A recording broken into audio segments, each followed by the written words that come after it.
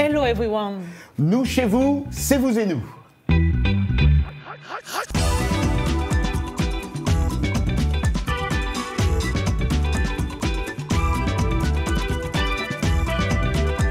Ravi de vous retrouver dans votre émission Vous et nous. Et au programme cette semaine, une interview de la grande artiste ivoirienne Monique Seka qui était à Washington pour un gala. Ah oui, c'est sûr. Et on parlera aussi de notre moyen de transport ici aux États-Unis, la trottinette. En Tunisie, une application pour apprendre l'anglais aux sourds-muets est en train de faire des heureux. Nous aussi, nous faisons des heureux à ceux qui aiment bien, par exemple, nos segments hebdomadaires hashtag Vous et nous et Anglais Express. Et pour les amis qui adorent le sport, Mr. Ouedraogo Yacouba sera avec nous en plateau. Mais d'abord, cap sur le Soudan pour parler pyramide, Kia. Exactement. Les pyramides égyptiennes de Gizeh ont-elles de nouvelles concurrentes? Longtemps négligées, les pyramides du Soudan commencent lentement à attirer les touristes alors que le nouveau gouvernement assouplit les règles de visa pour attirer les visiteurs. Rendons-nous à Meroé, une ancienne ville sur la rive du Nil à 200 km de Khartoum pour une visite guidée. Au pied des pyramides de Gizeh en Égypte. Nous sommes pourtant bien au Soudan sur le site touristique Meroé. Ces pyramides sont plus petites et moins célèbres que les égyptiennes, mais elles sont plus nombreuses. En ce jour, l'architecte portugaise Tânia Monteiro et son mari sont presque seuls à s'émerveiller devant ces édifices. J'ai vu beaucoup de photos et nous dormions à proximité, donc nous avons pu les voir le soir et le matin. Jusqu'à présent, j'ai trouvé le paysage vraiment beau et les gens sont vraiment sympas, toujours très accueillants. Sur les lieux, une équipe tourne une vidéo promotionnelle pour une agence de voyage à Khartoum. Notre idée était de venir sur des sites touristiques pour les filmer sous des angles intéressants que les gens n'ont jamais vus auparavant. Nous les transformons ensuite en vidéos et courts documentaires qui reflètent le tourisme et les sites archéologiques. Seulement 700 000 touristes ont visité ces pyramides en 2018 contre 10 millions pour celles de l'Égypte. La faute, entre autres, à un système d'obtention de visa rendu difficile par le gouvernement de chute de l'ancien président Omar el-Bachir. La transition mise en place efforce d'assouplir ces règles. Nous nous attendons à ce que, grâce aux procédures que nous avons commencées, les visas soient accordés dans le plus bref délai. Grâce au financement du Qatar et de l'Allemagne, les visiteurs de l'ancienne ville de Meroé pourront bientôt entrer dans les pyramides et même dans les tombes. Alors, un peu d'histoire. En 1923, l'archéologue américain George Reisner avait déjà ouvert cette pyramide. Les pyramides soudanaises sont relativement inexplorées et moins connues que celles du voisin égyptien. Les premières fouilles au Soudan ont été menées il y a une centaine d'années, bien plus tard qu'en Égypte ou en Grèce. Mais l'Égypte, Ekia, où tu as déjà été, Oui. Est-ce que tu as eu la chance de voir les pyramides? C'est impressionnant. On dirait plein de petites fourmis comme ça là, quand tu mais ça doit regardes être beau ça. à voir. C'est magnifique. Tu as l'air tout petit comme ça. Et après, c'est la grande question qui fait grand débat. Est-ce que les pyramides ont été faites par des anciens pharaons et des personnes noires ou pas? Parce que beaucoup disent que ce n'est pas vrai. D'autres historiens disent que oui. Je sais pas les historiens eux-mêmes, mais écoute, ils n'ont pas le même avis. Comme nous ne sommes pas historiens, on doit essayer d'avoir les histoires. Ça peut être un bon débat aussi. Pourquoi pas? Ouais, pourquoi pas. Voilà, toute autre chose. Avec l'évolution technologique, se déplacer à pied n'est plus un problème. Ici à Washington DC, en tout cas, en effet, les piétons ont plusieurs options au bout des doigts avec leur téléphone portable. Ils peuvent appeler un taxi comme Uber ou Lyft, louer un vélo ou une trottinette électrique. Cependant, l'utilisation de la trottinette comme moyen le plus récent a pris de l'ampleur dans la ville au point de susciter même des inquiétudes. Sadia Zeb Rangla nous donne plus de détails sur leurs avantages et quelques inconvénients. Le récit est de Thierry Kaoré. Alimentées par une batterie, des trottinettes électriques circulent dans les rues de Washington, D.C. Pour les touristes visitant la capitale américaine, ces trottinettes colorées sont devenues leur dernière attraction. Oui, c'est super amusant. Ils sont très amusants. C'est vraiment amusant et beaucoup plus rapide que de marcher. Elles sont rapidement devenues une option pour les personnes qui ne vont pas assez loin pour prendre un taxi, mais ne veulent pas attendre un bus ou marcher. Nous essayons vraiment de fournir des options aux habitants du district et aux visiteurs, options à faible coût. Cela semble être un bon circuit économique et c'est aussi bon pour l'environnement. Mais tout le monde n'est pas d'accord. Beaucoup se disent dérangés par le nombre croissant de trottinettes prenant les trottoirs. Marie Chase, conseillère municipale de DC, a présenté un projet de loi interdisant ces trottinettes de 22h à 4h du matin afin de réduire les accidents quand il fait noir. Mais certains promoteurs de trottinettes sont en désaccord et insistent sur le fait que ces engins sont parfaitement en sécurité si les utilisateurs respectent les règles. Dans notre application, il est indiqué très simplement qu'il ne faut pas rouler sur le trottoir. Emprunter la piste cyclable lorsqu'une piste cyclable se crée. Aussi, il y a une carte qui indique où vous pouvez aller et là où vous ne pouvez pas aller normalement. Encore que beaucoup d'utilisateurs ne portent pas de casque. Le problème est que personne ne porte de casque. Il existe 8 entreprises différentes proposant des services de trottinettes électriques à Washington, D.C., avec des milliers d'utilisateurs quotidiens. Everett Lott a affirmé que ces trottinettes ne posent aucun problème pour la sécurité. Nous avons eu environ 150 incidents signalés en 8 mois. Et encore une fois, moins de 25% d'entre eux se sont produits en soirée. Mais en ce qui concerne certains types de blessures, je n'ai pas vu de données à ce sujet. Certaines entreprises de trottinettes proposent des formations pour les débutants, mais comme pour les casques, peu de gens s'intéressent à ces formations. Thierry Kaoré a utilisé le terme trottinette et non scooter, car ici aux États-Unis, vous aimez dire le terme scooter. Ouais, c'est ce que j'allais utiliser, et moi. nous, en Europe, ou même en Afrique, ça nous perturbe, puisque les engins scooters sont des engins de roues. C'est vrai. Voilà. Donc, c'était la petite anecdote. Mais c'est vrai que même si c'est pratique, il est vraiment dangereux d'utiliser les scooters électroniques quand on ne les utilise pas bien. Car les personnes sont tellement contentes d'être vraiment propulsées avec la vitesse que parfois elles tombent et elles ont même des accidents. Donc ça peut être très dangereux.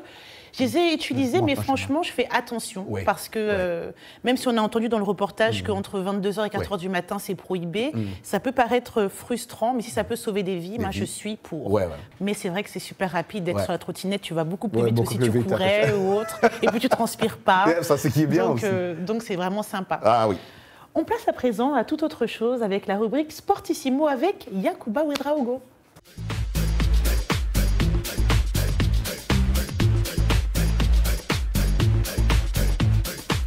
Bienvenue à Yacouba Ouedraogo qui est avec nous comme chaque mois. Salut Yacouba. Salut Ekia, salut Roger. De quoi parlons-nous cette semaine ? Alors aujourd'hui, nous allons parler de MLS, entendez, championnat nord-américain de football et ses mouvements de stars. Certaines partent et d'autres reviennent. Là, je te vois venir, on va sûrement parler de Zlatan Ibrahimovic. Oui, la nouvelle est tombée la semaine dernière. Zlatan Ibrahimovic quitte le Los Angeles Galaxy. À 38 ans, la star suédoise l'a annoncé sur son compte Twitter, mais n'a rien dit sur sa retraite ni sa prochaine destination éventuelle. Avec une petite pique, je le cite in extenso, Je suis venu, j'ai vu, j'ai vaincu. Merci Los Angeles Galaxy. Pour les fans, vous voulez Zlatan, je vous ai donné Zlatan, je vous en prie. L'histoire continue. Maintenant, retournez voir du baseball. A tweeté donc Zlatan Ibrahimovic dans son style habituel. Malgré 29 buts inscrits en autant de matchs, disons, au cours de son premier exercice en 2018, le Los Angeles Galaxy ne s'est pas qualifié pour les playoffs. Chose réparée cette année, mais avec au bout une élimination en demi-finale de la conférence Ouest face au Los Angeles FC. Au total, Ibra a inscrit 54 buts et délivré 17 passes décisives en 58 matchs de MLS. Et on retiendra surtout de lui son triplé spectaculaire contre Orlando en juillet 2018 et ses buts acrobatiques, mais aussi ses déclarations provocantes à la limite de l'arrogance. Ah, c'est tout lui.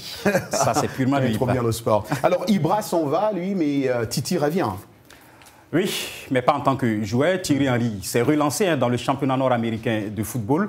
L'ancien international français de 42 ans est devenu entraîneur de l'Impact Montréal pour 2 saisons au moins. Titi connaît bien la MLS pour avoir porté les couleurs des New York Red Bulls. De 2010 à 2014, il a été nommé à l'automne 2018 à la tête de l'AS Monaco. Et il a été évincé après seulement 100 jours et des résultats décevants. On espère bien que Titi ne va pas subir le même sort. À suivre. Yacouba, on va direction le continent africain et le Cameroun. Et on va parler également d'homosexualité, c'est cela ? Oui, Ekia, ça se passe au pays des lions indomptables. Là, nous parlons d'un sujet assez sensible. Je vous demande de suivre plutôt. Thierry Essamba, 38 ans, s'entraîne encore tous les jours, même s'il n'a plus d'espoir de retrouver une carrière au sein de l'équipe nationale dont il a été évincé pour homosexualité. Son cauchemar a commencé en 2014 quand il s'entraînait pour les Jeux du Commonwealth. Un responsable camerounais du sport avait alors déclaré face à une foule de journalistes et de sportifs qu'il était gay. Je me suis senti, j'étais déboussolé. J'avais un seul objectif. Tout ce qui me passait par la tête, c'était mettre un terme à ma vie. J'ai vu ce jour toutes les personnes qui me regardaient généralement au stade avec admiration, avec respect, me regardaient déjà avec mépris. Sans emploi, rejeté par ses proches et ridiculisé par ses pairs, Essamba a aussi été expulsée par sa propre famille. Comme lui, elle est footballeuse et craignant pour sa sécurité, elle a voulu témoigner sous le couvert de l'anonymat. Accusée d'être gay, cette jeune fille de 19 ans a été contrainte de quitter son club en 2018. J'étais accusé d'avoir une relation avec une autre femme comme moi, ce qui est strictement interdit dans les équipes féminines au Cameroun. Entre 2010 et 2014, au moins 50 personnes ont été condamnées au Cameroun pour des crimes d'homosexualité selon CAMFED, un groupe de défense des droits des LGBT. Nous avons plus de 20 personnes LGBT dans toutes les prisons de Yaoundé. Et seule la prison centrale de Kondengui, on a presque 8 qui sont connus.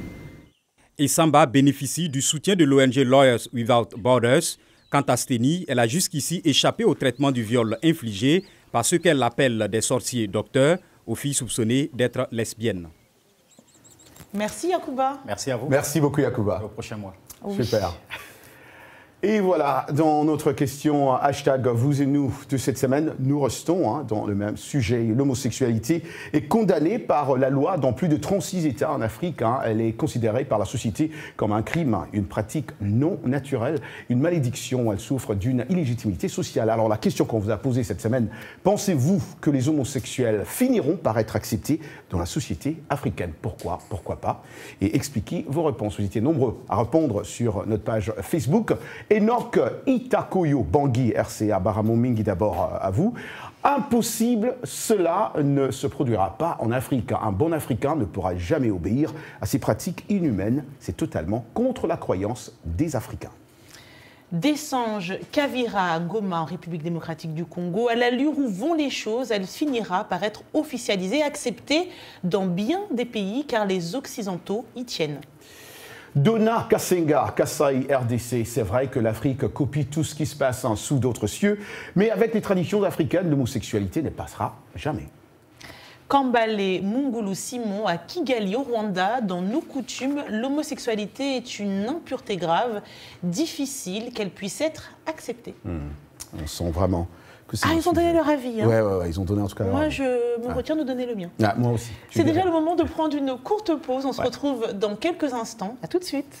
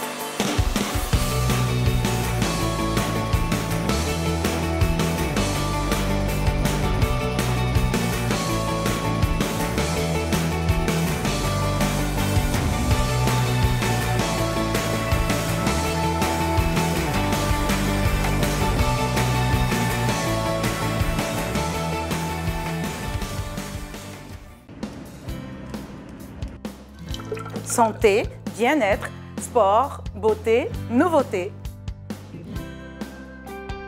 Carnet de santé est l'émission hebdomadaire qui vous veut du bien. Des chroniques, des reportages, des témoignages recueillis sur le continent et ailleurs. Chaque semaine, je vous donne rendez-vous pour une consultation avec nos experts. Carnet de santé vous donne la parole pour leur poser vos questions et recueillir leurs conseils. De Washington, Linor Moudou vous propose Carnet de santé, votre nouvelle émission de santé de la Voix de l'Amérique. Vous et nous, part 2, lors de notre dernier voyage à Lubumbashi, à Kinshasa et à Kolwezi avec nos collègues, Salwa Jafari, Abdurrahman et Jean-Louis Baffin. Vous étiez nombreux à nous dire combien vous adorez ce segment d'Anglais Express. Elle nous revient encore aujourd'hui. Elle, c'est Michelle Joseph dans Anglais Express. Bienvenue à l'Anglais Express. Quand les personnes dans une conversation sont d'accord ou partagent les mêmes expériences, on entend ces expressions courantes. And so do I, au présent, et moi aussi, et moi de même. And so have I, c'est le verbe avoir au présent. And so am I, c'est le verbe être au présent. And so was I, c'est le verbe être au passé. Pour ces exemples, nous allons rester dans le présent. La formule reste la même au passé. Imaginez tout simplement que quelqu'un vous parle d'une expérience et vous êtes d'accord ou vous avez une expérience similaire. Donc, la personne dit « I walk to work » et vous allez dire « And so do I » Je marche pour aller au travail. Moi aussi. « I have a reliable car » And so have I. J'ai une voiture fiable, dit la personne, et vous répondez « Et moi aussi, and so do I ». Heureusement, il existe une expression familière passe-partout pour la première personne que l'on emploie avec tout verbe, que cela soit au présent ou au passé. Me too, moi aussi, ça règle le problème. Puisque je n'ai personne à mes côtés, imaginez tout simplement que je suis en compagnie de quelqu'un qui dit « I'm happy ». Je suis heureuse ou je suis heureux. Voici les réponses possibles. La personne dit « I'm happy ». Je suis heureuse. Et vous allez répondre « And so am I », verbe être au présent. Ou bien « Me too », moi aussi. C'est simple. Bienvenue à l'Anglais Express. Quand les personnes dans une conversation sont d'accord ou partagent les mêmes expériences, on entend ces expressions courantes. And so do I, au présent, et moi aussi, et moi de même. And so have I, c'est le verbe avoir au présent. And so am I, c'est le verbe être au présent. And so was I, c'est le verbe être au passé. Pour ces exemples, nous allons rester dans le présent. La formule reste la même au passé. Imaginez tout simplement que quelqu'un vous parle d'une expérience et vous êtes d'accord ou vous avez une expérience similaire. Donc, la personne dit « I walk to work » et vous allez dire « And so do I ». Je marche pour aller au travail. Moi aussi. « I have a reliable car ». And so have I.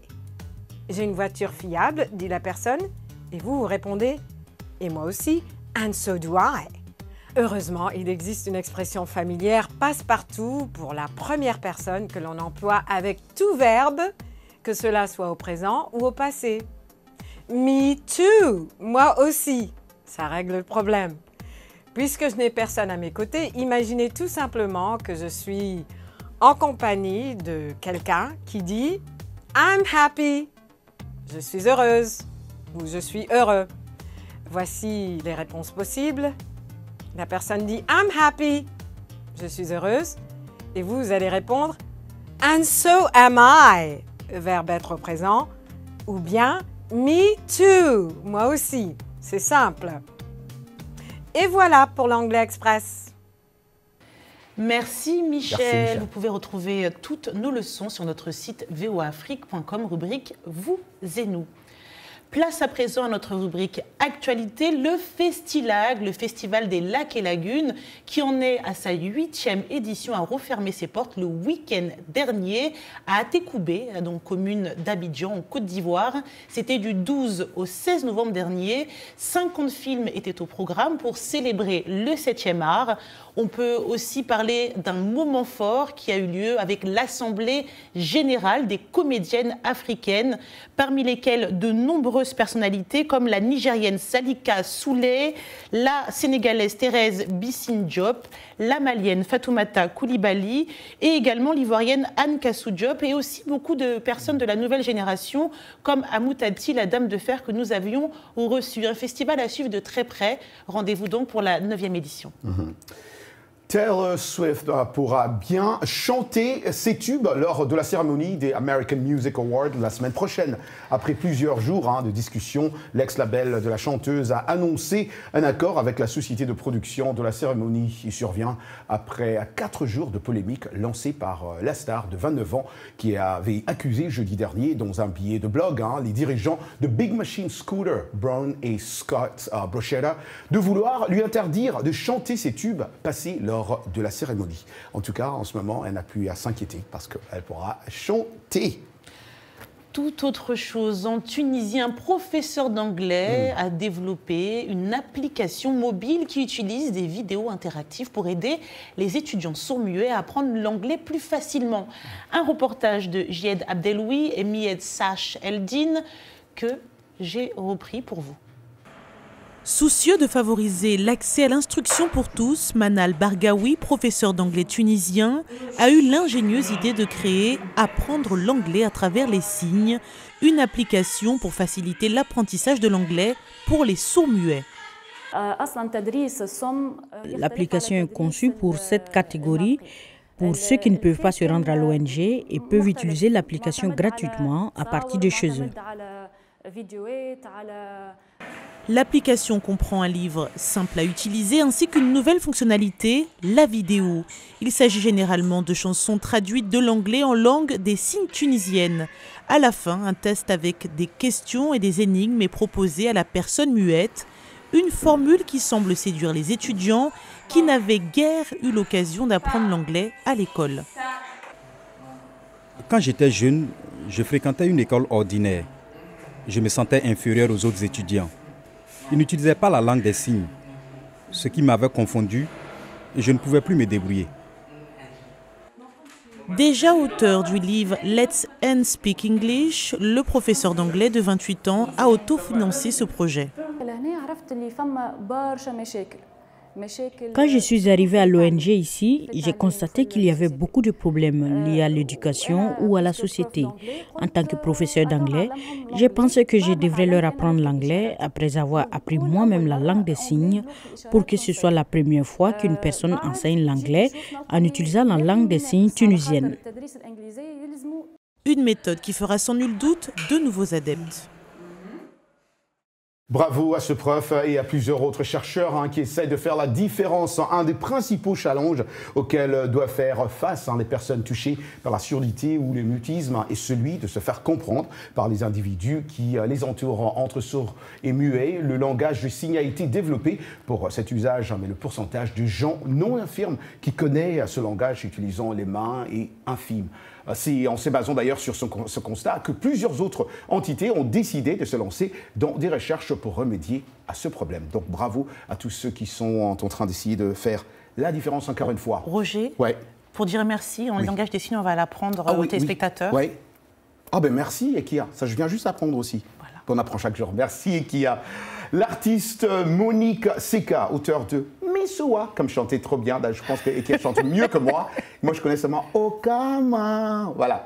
Ces chansons Ekia qui ont fait bouger l'Afrique. Elle était notre invitée pour nous parler de son actu. Elle ne sort plus des albums fréquemment, comme elle faisait dans le temps, mais elle nous explique pourquoi. On écoute. C'est un honneur, un privilège de vous rencontrer. Moi, j'ai dansé votre musique. Qui n'a pas dansé la musique de Monique Seka? Et du coup, les gens se posaient des questions. Il y a des gens qui me posent la question dans mes émissions. Mais qu'est-ce qu'elle est devenue? Elle est où? Moi, j'ai dit, peut-être elle est à la maison avec la famille. On ne sait pas, mais on l'aura quand même ici à Voice of America. Qu'est-ce que Monique Seka est devenue? Après, au moins plus de 10 albums. 10 albums à peu près. Ouais, j'ai fait plein d'albums. Ouais. Je suis là tranquillement. Bon, vous savez, avec la piraterie et tout, beaucoup d'artistes sont restés dans leur petit cocon pour mieux travailler ce qu'on a au fond de nous. Mais malgré ce mal, moi, je me suis tournée un peu vers la terre. En fait, je travaille sur tout ce qui est vivrier. Et cela veut dire que Monique a abandonné la musique complètement? Non, je n'ai pas abandonné la musique. Moi, je suis née dans la musique. Parce que votre père même, oui, votre père mon papa a passé vers les années 70, ça c'était un grand de la musique. Voilà, et puis les premières dames de la chanson ivoirienne, les sœurs Komoué, voilà, donc qui sont mes grands-parents. Donc, je ne peux pas abandonner la musique. C'est vrai que j'ai pris une petite pause pour d'autres affaires, mais bon, pendant que je suis comment dirais-je, dans mes plantations, je compose toujours parce que je suis inspirée. Et puis, bon, il y a beaucoup de choses. Donc, vous entrez en studio, vous enregistrez, vous travaillez avec des jeunes d'artistes aujourd'hui Bien sûr, il y a plein de jeunes qui m'ont fait de très très belles musiques.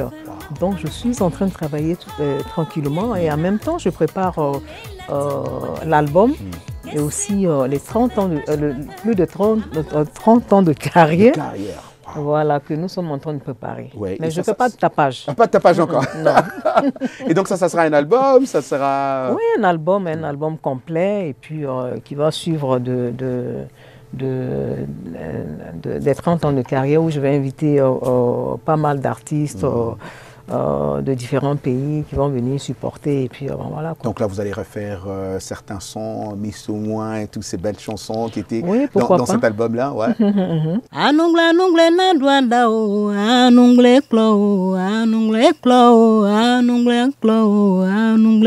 Ça, c'est super. Alors, je sais que vous avez aussi, hein, Monique Seka, vous parlez de travailler dans des fermes aujourd'hui avec la terre, la musique, mais à un moment, vous étiez aussi, comme on dit ici aux États-Unis, involved dans l'humanitaire, vous étiez en train de travailler pour comment guérir Ebola, je pense. C'était quoi exactement? Est-ce que vous êtes toujours là-dedans? C'était quoi exactement? En fait, la Guinée-Conakry m'a fait appel pour que je puisse les épauler un peu. Les épauler, c'est quoi? C'est déjà leur faire une musique. Donc, je me suis donné à fond pour pouvoir mettre cette structure en place. Et Dieu merci, on avait besoin d'une dizaine d'artistes, mais après, vraiment, tout le monde est venu. Monique Seka, merci pour le temps que vous avez accordé ici. Merci.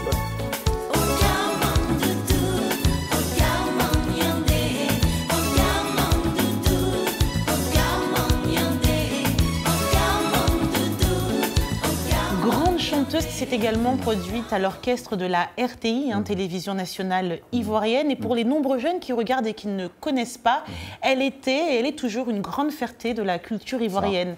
C'est l'une des rares artistes à avoir été totalement adoptée aux Antilles, où elle est toujours très demandée. Elle ne peut pas marcher dans la rue parce qu'elle est vraiment ce qu'on appelle une grande star, une vraie vedette aux Antilles. Et qui a, comme toi et moi, on connaît bien la musique zouk, la musique même en général. Mais j'ai toujours remarqué que pour les artistes antillais, guadeloupéens, martiniquais, accepter un autre chanteur qui n'est pas de chez eux, qui fait du zouk, c'est difficile. Mais elle a su quand même, elle a pu percer dans ce marché. Les Antillais sont quand même assez ouverts musicalement, mais ils vont toujours préférer les artistes antillais avant les artistes étrangers. Et elle a su complètement se faire adopter parce qu'elle a apporté un style incroyablement avant-gardiste pour l'époque, chanter dans des dialectes avec les sonorités zouk tout en apportant le côté africain. Et ça, ils ont adoré.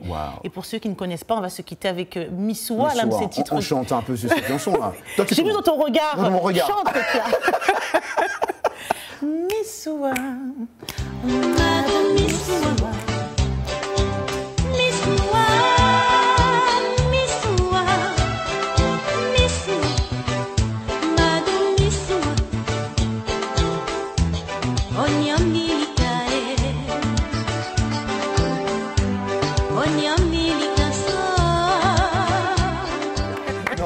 Quand même, merci. Merci beaucoup à vous pour votre fidélité, à nos nombreuses stations partenaires. Merci également à nos nombreux téléspectateurs qui nous suivent à Pointe-Noire, Brazzaville ou encore Kigali. Merci nos amis, un clin d'œil bien sûr à TV Nouvelle Génération, à Libreville et à Eden TV qui nous diffusent partout en Afrique. Et comme on dit toujours, rendez-vous la semaine prochaine. Ciao, ciao.